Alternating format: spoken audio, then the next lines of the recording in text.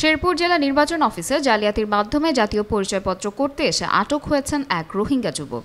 আজ দুপুরে এ ঘটনা ঘটে। রোহিঙ্গা যুবক নিজেকে বাংলাদেশের নাগরিক হিসেবে পরিচয় দিলেও জিজ্ঞাসাবাদে তার আসল পরিচয় বেরিয়ে আসে। আমি একজন রোহিঙ্গা নাগরিক। আমি এখানে টিকিট বানানোর জন্য আসছিলাম ভুয়া পরিচয় নিয়ে। এখানে দিয়ে আইডি কার্ড দিয়ে এখানে থাকতাম, নাগরিকতা, এটা আর কি, আর কোনো উদ্দেশ্য ছিল না। জেলা নির্বাচন অফিসের তথ্য অনুযায়ী আলম মিয়া নামে পরিচয় দিয়ে এনআইডির জন্য আবেদন করতে এসেছিলেন ওই যুবক। তিনি তার ঠিকানা হিসেবে শেরপুর পৌরসভার কসবা, মোল্লাপাড়া ও শিবুত্তর এলাকা উল্লেখ করেন। তবে কথাবার্তা ও নথিপত্রে অসঙ্গতি থাকায় নির্বাচন কর্মকর্তাদের সন্দেহ হয়। পরে জিজ্ঞাসাবাদে তিনি নিজেকে রোহিঙ্গা বলে স্বীকার করেন। তার আসল নাম মোহাম্মদ আমিন, পিতার নাম জাহিদ হোসেন এবং মাতার নাম গুলবাহার। তিনি কক্সবাজারের উখিয়ার টাংহালি রোহিঙ্গা ক্যাম্পের বাসিন্দা। আমাদের উদ্দেশ্য হচ্ছে গিয়ে নিয়মিত যারা হচ্ছে গিয়ে আপনার ভোটার হালনাগাদে নিবন্ধন বাতিল, মানে ভোটার নিবন্ধন করতে পারেন নাই, এরকম ব্যক্তিদের আমাদের নিয়মিত ভোটার করে থাকি। তা আজকে হচ্ছে গিয়ে আপনার সেরকম কয়েকজন ব্যক্তি ভোটারের জন্য উপস্থিত হয়। যে কাগজপত্রগুলো তারা দাখিল করে, কাগজপত্রগুলো আমরা প্রত্যেকটা কাগজপত্র পুঙ্খানুপুঙ্খভাবে যাচাই বাছাই করে তারপর ভোটার করি। এখন যে ব্যক্তির কথা আপনি বলছেন তার নাম হচ্ছে গিয়ে মোহাম্মদ আলম মিয়া নামে একটা ফর্ম, নিবন্ধন ফর্ম আমাদের কাছে জমা দেয়। তার প্রথমে যে জিনিসটা আমাদের নজরে আসে তার জন্ম তারিখ, সে হচ্ছে 1996 সালে জন্ম। সে বয়স্ক একজন লোক, এটা একটু সন্দেহজনক। পরবর্তীতে ইন্টারভিউর জন্য তাকে আমরা ডাকা হলে দেখা যায় যে হচ্ছে গিয়ে তার কথাবার্তা হচ্ছে গিয়ে চিটাগাংয়ের ভাষা।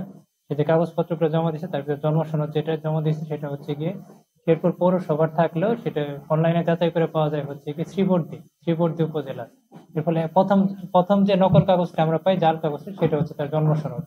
পরবর্তীতে তাকে আরো জিজ্ঞাসাবাদ করার সে মানে প্রকৃত কোনো তথ্য দিতে পারে, পিতামাতার নাম অথবা হচ্ছে দাদার নাম, নানার নাম, এই বিষয়ে সে কোনো স্পষ্ট ধারণা দিতে পারেনি।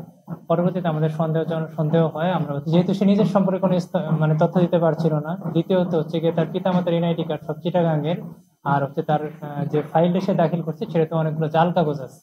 ফলে আমাদের রোহিঙ্গা সন্দেহ হয় তাকে। আমরা যেহেতু স্পষ্ট হতে পারছিলাম না, সেই জন্য আমরা পুলিশ প্রশাসন এবং ওদেরকে আমাদের ঊর্ধ্বতন কর্তৃপক্ষকে জানাই। পরবর্তীতে এক পর্যায়ে সে স্বীকার করে জিজ্ঞাসাবাদের মধ্যে যে সে একজন রোহিঙ্গা। আজকে আমাদের সাপ্তাহিক ভোটার করার দিন, সোমবার।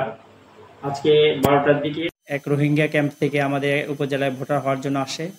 তার কাগজপত্র যাচাই করা হয়। অনলাইনে যাচাই করে দেখা যায় যে তার জন্ম নিবন্ধনটা হলো শ্রীবর্দীর, সে এডিট করে শেরপুর সদর নিয়ে এখানে আসছে। তারপরে ট্যাক্সের রসিদ বাইরের, কিন্তু এডিট করে শেরপুর সদর পৌরসভা বানাইছেন। এই সব যাচাই বাছাই করতে গিয়ে দেখা যায় যে সে এই ফলস কাগজপত্র এডিট করে নিয়ে আসতে, প্রতারণার শিকার হয়ে আসছে এখানে।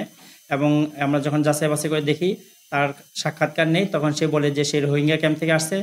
রোহিঙ্গা ব্যক্তি যিনি আলম মিয়া, আমরা তাকে আটক রেখেছি এবং প্রশাসনকে জানিয়েছি, এবং এই ব্যাপারে প্রয়োজনীয় পদক্ষেপ নেওয়ার জন্য আমরা প্রশাসনকে অনুরোধ করেছি।